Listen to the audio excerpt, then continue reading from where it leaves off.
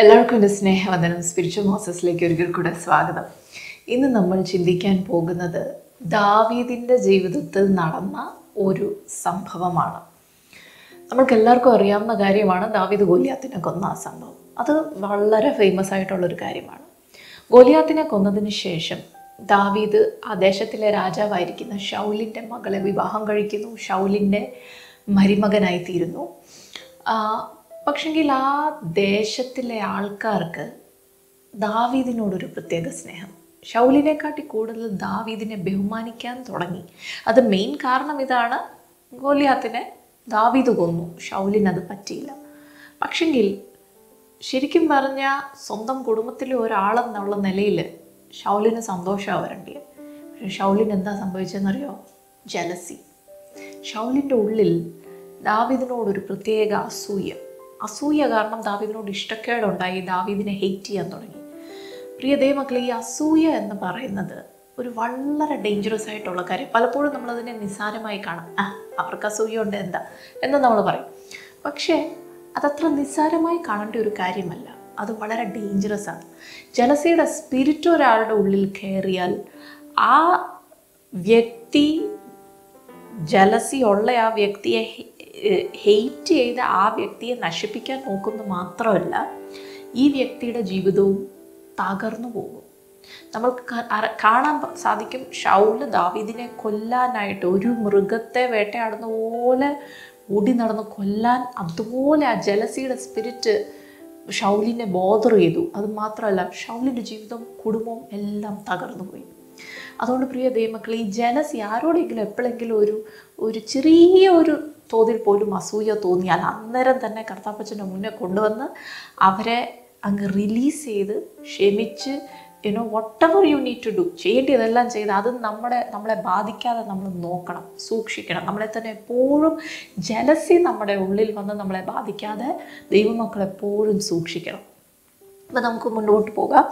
ഇവിടെ ദാവീദ് ഇങ്ങനെ ശൗല് ദാവീദിനെ കൊല്ലാൻ ഇങ്ങനെ നടക്കുന്നത് കാരണം, ദാവീദ് ഒരു ദിവസം 1 ശമൂവേലിൻ്റെ പുസ്തകം 21-ാം അധ്യായത്തിൻ്റെ 10-ാം വാക്യത്തിൽ നമ്മൾ വായിക്കുന്നു, ദാവീദ് തീരുമാനിക്കുക, ഞാൻ ഫിലിസ്തീയരുടെ ദേശത്തിൽ പോയി അവിടുത്തെ ഗത്ത് നഗരത്തിൽ, ഗത്തിലെ രാജാവിൻ്റെ അടുത്ത് പോയി അഭയം തേടും. ഇതെന്നെ വളരെ ചിന്തിപ്പിച്ചു. ദാവീദ് ഈ ഗത്തിൽ പോകാൻ തീരുമാനിച്ച കാരണം എന്താ? കാരണം നമുക്ക് ദാവീദ് ഗോലിയാത്തിനെ കൊന്ന കഥ അറിയാം. 17-ാം അധ്യായത്തിലാണ് നമ്മളത് വായിക്കുന്നത്. 1 ശമൂവേലിൻ്റെ പുസ്തകം 17-ാം അധ്യായത്തിൽ. അവിടെ പ്രത്യേകം എടുത്തു പറയുന്നുണ്ട്, മല്ലനായിരിക്കുന്ന ഗോലിയാത്ത് എവിടുത്തുകാരനായിരുന്നു? ഗത്തിലെ ഗോലിയാത്തായിരുന്നു. ഗൊലയാത്ത് ഫ്രം ഗത്ത്. ഫിലിസ്തീയരുടെ മല്ലൻ ഈ ദേശക്കാരനായിരുന്നു. ആ ദേശത്തിലേക്കാണ് ദാവീദ് ഇപ്പോൾ ഓടിപ്പോകാൻ ചിന്തിക്കുന്നത്. ദാവീദ് കൊന്ന ഗോലിയാത്തിൻ്റെ നാട്ടിൽ പോയി അഭയം തേടണമെങ്കിൽ ദാവീദിന് എന്ത് പറ്റി? കാരണം ഗോലിയാത്തിനെ കൊല്ലാൻ നേരം ദാവീദ് സ്വന്തം ബുദ്ധിയിലൊന്നും ആശ്രയിച്ചില്ല, ദൈവത്തിൽ ആശ്രയിച്ചു. ഗോലിയാത്തിനോട് തന്നെ പറയുന്നുണ്ട്, നീ എൻ്റെ നേരെ വാളും കുന്തവും ഒക്കെ ആയിട്ട് വരുന്നു, പക്ഷെ ഞാൻ നിൻ്റെ നേരെ സൈന്യങ്ങളുടെ യഹോവയുടെ നാമത്തിലാണ് വരുന്നത്. എന്നിട്ട് വിശ്വാസ കണ്ണാൽ ദൈവം അവനിൽ കൂടെ ചെയ്യാൻ പോകുന്ന പ്രവൃത്തിയെ കണ്ടിട്ട് അതിനെ വിളിച്ചു പറഞ്ഞു, ഞാൻ ഇന്ന് നിൻ്റെ തലയെ വെട്ടിക്കളയും. ഇതെല്ലാം അതുപോലെ തന്നെ സംഭവിച്ചു. അങ്ങനെ പ്രവർത്തിച്ച ഒരു ദാവീദ് ബാലനായിരുന്ന കാലത്ത് ഇപ്പോൾ എന്ത് സംഭവിച്ചു? കുറച്ച് വർഷങ്ങൾ കഴിഞ്ഞപ്പോൾ പ്രശ്നങ്ങൾ ഇങ്ങനെ ചുറ്റും വന്നപ്പോൾ സ്വന്തം ബുദ്ധിയിൽ ആശ്രയിക്കാൻ തുടങ്ങി. പ്രിയ ദൈവമക്കളെ, നമുക്കും പലപ്പോഴും സംഭവിക്കുന്ന ഒരു പ്രശ്നമല്ലേ? നമ്മൾ ചില സമയത്തൊക്കെ വളരെയധികം വിശ്വാസത്തിൽ ഇങ്ങനെ തീഷ്ണതയോടെ നിന്നവർ, ദൈവത്തിൽ ആശ്രയിച്ച് ദൈവത്തിൻ്റെ കൃപയിൽ ചെയ്ത കാര്യങ്ങൾ ഇപ്പോൾ കുറച്ച് വർഷങ്ങൾ കഴിഞ്ഞപ്പോൾ പ്രശ്നങ്ങൾ നമ്മളിങ്ങനെ ഞെരുക്കുമ്പോൾ ഉണ്ടല്ലോ, സ്വന്തം ബുദ്ധിയിൽ ആശ്രയിക്കാറില്ലേ? ദാവീദിന് അതാ സംഭവിച്ചത് എന്ന് ഞാൻ വിശ്വസിക്കുന്നു. കാരണം ദാവീദിന് ഗത്തിലേക്ക് ഓടി പോകേണ്ട ആവശ്യമില്ലായിരുന്നു. അത് മാത്രമല്ല, ചിലപ്പോൾ ചിന്തിച്ച് കാണും, അന്ന് ഞാനൊരു ബാലനല്ലായിരുന്നു, ഇപ്പം എന്നെ ആരും തിരിച്ചറിയത്തില്ല. തന്നെയല്ല, ആര് ചിന്തിക്കും ഗോലിയാത്തിനെ കൊന്നവൻ ഗോലിയാത്തിൻ്റെ വീട്ടിൽ കയറി അഭയം തേടുന്ന ആരെങ്കിലും ചിന്തിക്കുക? ആരും ചിന്തിക്കത്തില്ല. അതുകൊണ്ട് എന്നെ ആരും തിരിച്ചറിയാൻ പോകുന്നില്ലെന്ന് ചിലപ്പോൾ ഒരു അതിബുദ്ധി തോന്നിക്കാണും. ദൈവത്തിൽ ആശ്രയിക്കാതെ അങ്ങോട്ട് ഓടിപ്പോകാൻ തീരുമാനിച്ചു. ഓൺ ദ വേയിൽ 21-ാം അധ്യായം നമ്മൾ വായിക്കുമ്പോൾ, ഓൺ ദ വേയിൽ നോബ് എന്ന പട്ടണത്തിൽ പോയി അവിടുത്തെ പുരോഹിതൻ അബിമേലെക്കിൻ്റെ അടുത്ത് പോയി അബിമേലെക്കിനോട് പറയുക, അവിടെയും ഒരു കള്ളത്തരം നമ്മൾക്ക് കാണാം. അബിമേലെക്കിനോട് പറയാ, രാജാവ് എന്നെ ഒരു അർജൻറ്റായിട്ടുള്ളൊരു പണിക്ക് അയച്ചു വിടുക. അപ്പോൾ ഞാൻ എൻ്റെ ആയുധം എടുക്കാൻ മറന്നുപോയി. ഇവിടെ വാളും കുന്തവും വല്ലതും ഉണ്ടോ? അപ്പോൾ ആ പുരോഹിതൻ പറയാ, ഇവിടെ ഒന്നുമില്ല, നീ കൊന്ന ഗത്തിലെ ഗോലിയാത്തിൻ്റെ വാള് മാത്രമുണ്ട്, അതല്ലാതെ ഇവിടെ വേറെ ഒന്നുമില്ല. അന്നേരമെങ്കിലും ദാവീദിന് ചിന്തിക്കാമായിരുന്നു, ഞാൻ അഭയം തേടാൻ പോകുന്ന ദേശക്കാരനെ ഞാൻ ദൈവത്തിൽ ആശ്രയിച്ച് കൊന്നതല്ലേ, അവനെ രക്ഷിക്കാൻ പറ്റാഞ്ഞ അവൻ്റെ വാള് എനിക്കെന്ത് ചെയ്യാനാ?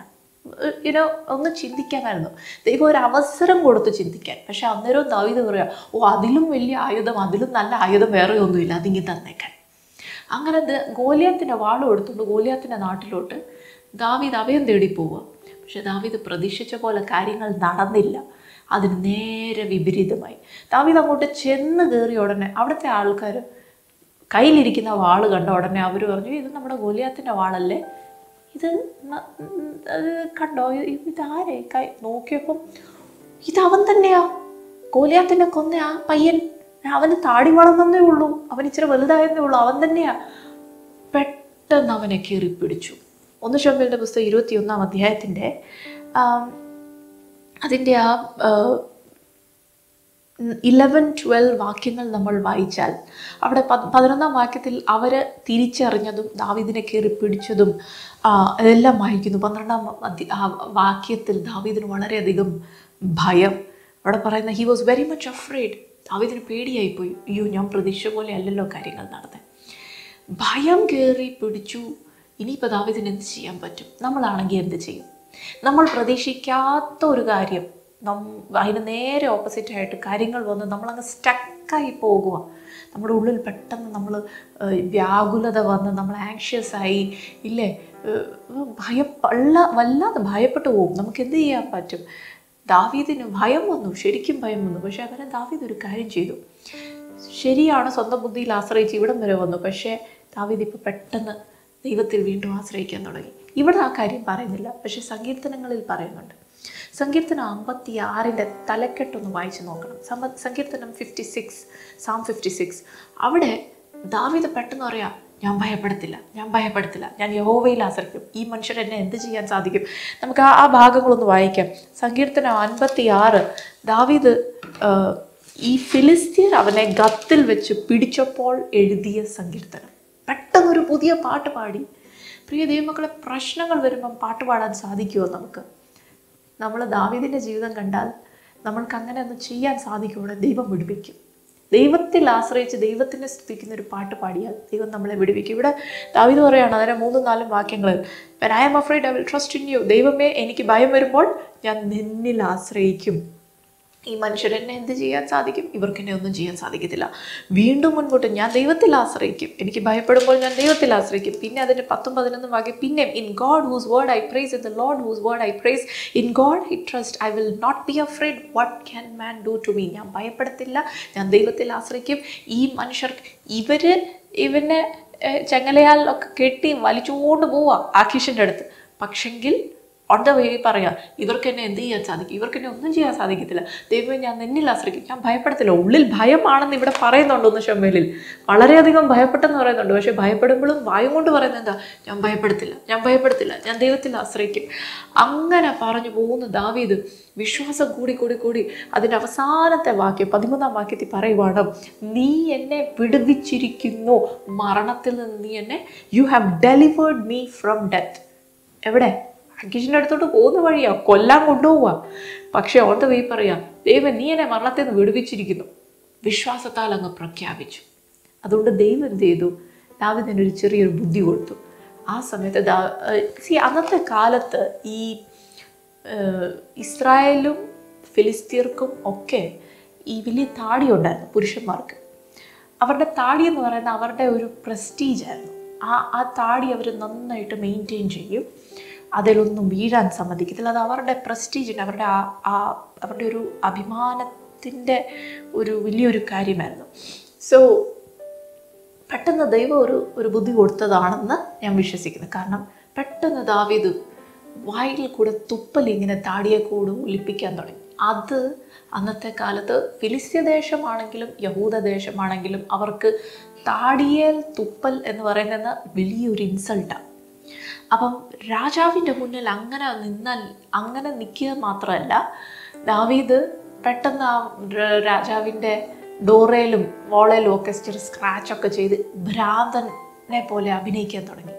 ഭ്രാന്ത് അഭിനയിക്കുക മാത്രമല്ല, ഇത്രയും നേരം ഒരു പാട്ട് പാടിക്കൊണ്ടല്ലേ വന്നേ, ഇപ്പം രാജാവിൻ്റെ മുന്നേ വന്ന് നിന്നു, ഭ്രാന്തനെ പോലെ അഭിനയിക്കുമ്പോൾ ഒരു പുതിയ പാട്ട് പാടി, വേറൊരു പാട്ട് പാടി അന്നേരം. അതാണ് സങ്കീർത്തനം 34. ഇവിടെ എഴുതിയിട്ടില്ല, സങ്കീർത്തനങ്ങളിൽ എഴുതിയിട്ടുണ്ട് കേട്ടോ. അതിൻ്റെയും തലക്കെട്ട് വായിച്ചു നോക്കണം. 34-ാം സങ്കീർത്തനം, അവിടെ പറയുന്നത് I will എക്സ്റ്റോൾ the Lord at all, ഞാൻ എല്ലാ കാലത്തും യഹോവയെ വാഴ്ത്തും, അവൻ്റെ സ്തുതി എപ്പോഴും എൻ്റെ നാവിന്മേലിരിക്കും. പറയുന്നത് എന്തുവാ? ഈ ഗത്തിലെ രാജാവിൻ്റെ അടുത്ത് അഭയം തേടി വന്ന രാജാവ് കൊല്ലാൻ ഇങ്ങനെ നിൽക്കുമ്പോൾ അവൻ്റെ മുന്നിൽ ഇവനാണ് നമ്മുടെ ഗോലിയാത്തിനെ കൊന്നവൻ, ഇവനെ കൊല്ലണം എന്ന് പറഞ്ഞുകൊണ്ട് ഇവർ പറഞ്ഞുകൊണ്ട് നിൽക്കുമ്പോൾ അവർക്ക് മനസ്സിലാവാത്ത എബ്രായ ഭാഷയിൽ ദാവീദ് പാട്ട് പാടുക, ഭ്രാന്തനെ പോലെ അഭിനയിക്കുന്നു ഇവരുടെ മുൻപിൽ. പക്ഷെ ദൈവത്തെ സ്തുതിക്കാണ്, ഞാൻ എല്ലാ കാലത്തും യഹോവയെ വാഴ്ക്കും, അവൻ്റെ സ്തുതി എപ്പോഴും എൻ്റെ നാവിന്മേലിരിക്കും. ഹല്ലേലൂയ. അത് കഴിഞ്ഞ് പറയുന്ന വാക്യങ്ങളൊക്കെ, അവനെ നോക്കിയവർ പ്രകാശിതരായി, അവരുടെ മുഖം ലജ്ജിച്ചു പോയതുമില്ല. ദിസ് പൂർ മാൻ കോൾഡ്, ഈ എളിയവൻ യാചിച്ചു, യഹോവ കേട്ടു, അവൻ്റെ എല്ലാ പ്രശ്നത്തിൽ നിന്നും ദൈവം അവനെ വിടുവിച്ചു. അത് കഴിഞ്ഞ് പറയുന്ന വാക്യം, the angel of the lord encamps around the city, യഹോവയുടെ ദൂതൻ അവൻ്റെ ഭക്തന്മാർക്ക് ചുറ്റും പാളയം ഇറങ്ങിയിരിക്കുന്നു. ഹല്ലേലൂയ. അത് കഴിഞ്ഞ് വരുന്ന taste and see that the Lord is good, blessed is man, അതായത് യഹോവ നല്ലവനെന്ന് രുചിച്ചറിവിൻ, അവനെ ശരണം പ്രാപിക്കുന്ന മനുഷ്യൻ ഭാഗ്യവാൻ. അങ്ങനെ ഈ സങ്കീർത്തനം 34-ന്റെ ഓരോ വാക്യവും നമ്മൾ വായിക്കുമ്പോണ്ടല്ലോ, ഞാനിത് വായിക്കുമ്പോൾ പലപ്പോഴും ഞാൻ ചിന്തിച്ചിട്ടുണ്ട്, ഇത് വായിക്കുമ്പോൾ നമുക്ക് വരുന്ന ഫീലിംഗ്, ഒരു പ്രശ്നവും ഇല്ലാതെ എല്ലാ ജീവിതത്തിൽ സമാധാനത്തോടുകൂടി പോകുന്ന ഒരു വ്യക്തി അവൻ്റെ കസേരയിൽ ഇങ്ങനെ ചാരിയിരുന്ന് പണ്ടത്തെ കാര്യങ്ങളൊക്കെ ഓർത്ത് എഴുതിയൊരു സങ്കീർത്തനം, അങ്ങനത്തെ ഒരു തോന്നൽ നമുക്ക് വരും. പക്ഷെങ്കിൽ ഈ സങ്കീർത്തനം എഴുതിയത് എപ്പോഴാണെന്നറിയോ? ഒരു ഭ്രാന്തനെ പോലെ സ്വന്തം ജീവനെ രക്ഷിക്കാൻ വേണ്ടി അബിമേലെക്കിൻ്റെ മുന്നേ ഭ്രാന്തനെ പോലെ തുപ്പല് പൊലിച്ച് അഭിനയിച്ചുകൊണ്ടിരിക്കുമ്പോൾ സ്വന്തം ഭാഷയിൽ, ശത്രുവിന് മനസ്സിലാകാത്ത സ്വന്തം ഭാഷയിൽ ദൈവത്തെ സ്തുതിക്കുകയാണ് വിശ്വാസത്തിൻ്റെ വാക്കുകൾ പറഞ്ഞ്. ഹല്ലേലൂയ. അന്നേരം ദൈവവും അത്ഭുതം പ്രവർത്തിച്ചു കേട്ടോ. ദൈവം ഈ രാജാവിൻ്റെ ഉള്ളിൽ തോന്നിപ്പിക്കുകയോ, പെട്ടെന്ന് കൊല്ലാൻ വന്നവരോട്, കൊല്ലിപ്പിക്കാൻ കൊണ്ടുവന്നവരോട്, സ്വന്തം ആൾക്കാരോട് രാജാവ് ദേഷ്യപ്പെടുക. രാജാവ് പറയാ, ഈ ദേശത്ത് എന്നാ ഭ്രാന്തന്മാരില്ലാഞ്ഞിട്ടാണോ ഇവനെ ഒന്ന് നോക്കിക്കുക. അവിടെ പറയുന്നത് ലുക്ക് അറ്റ് ഹിം എന്നാണ് പറയുന്നത്. 1 ശമൂവേലിന്റെ പുസ്തകത്തിൽ 21-ാം അധ്യായത്തിൽ പറയുന്നത്, നിങ്ങൾ ഇവൻ്റെ മുഖത്തോട്ടൊന്ന് നോക്കിയാൽ നിങ്ങൾക്ക് ഇവനോട് ദയ തോന്നുന്നില്ല, എങ്ങനെ ഇവനെ കൊല്ലാൻ എൻ്റെ അടുത്ത് കൊണ്ടുവരാൻ നിങ്ങൾക്ക് തോന്നി? എൻ്റെ അടുത്ത് എനിക്ക് ഇവൻ്റെ ആവശ്യമില്ല, ഇവനെ പറഞ്ഞു വിടും, എത്രയും വേഗം ഇവനെ പറഞ്ഞു വിടും. അങ്ങനെ ദാവീദ് അവിടുന്ന് രക്ഷപ്പെടുന്നു. ഹല്ലേലൂയ. പ്രിയ ദൈവമക്കളെ, നമ്മളുടെ പ്രശ്നത്തിൻ്റെ മധ്യത്തിൽ ദാവീദിൻ്റെ ജീവിതത്തിൽ ഏറ്റവും കൂടുതൽ ടെൻസ്ഡായിട്ട് വരുന്ന ഒരു സമയമായത്. ശത്രു രാജ്യത്താണ്, മറ്റേത് സ്വന്തം രാജ്യത്താണ്. ദാവീദ് ശൗല് കൊല്ലാൻ ഓടിച്ച്, ഇത് ശത്രു രാജ്യത്താണ്, രക്ഷിക്കാൻ ആരുമില്ല. ശത്രുക്കളെല്ലാം കൂടെ പിടിച്ചു കെട്ടി അവരുടെ രാജാവിൻ്റെ മുന്നേ കൊല്ലാൻ വന്ന് നിൽക്കുമ്പോൾ ദാവീദ് 2 സങ്കീർത്തനം, 2 പാട്ടാണ് ആ സമയത്ത് എഴുതിയത്. സങ്കീർത്തനം 56-ഉം സങ്കീർത്തനം 34. നമ്മളൊക്കെ എത്രയോ അധികം സങ്കീർത്തനം 34-ന്റെ നമ്മൾ പ്രാർത്ഥിക്കുമ്പോഴും ആരാധിക്കുമ്പോഴും എല്ലാം ഈ വാക്യങ്ങൾ നമ്മൾ പറയാറുണ്ടല്ലേ. പക്ഷെ അത് എഴുതിയത് എപ്പോഴാണെന്നറിയോ? രക്ഷയില്ലെന്ന് കണ്ട സമയത്ത്, വേറെ ആരും രക്ഷിക്കാനില്ല, ദൈവത്തെ സ്തുതിച്ച 2 സങ്കീർത്തനങ്ങളാണ് ദാവീദിൻ്റെ. ഹല്ലേലൂയ.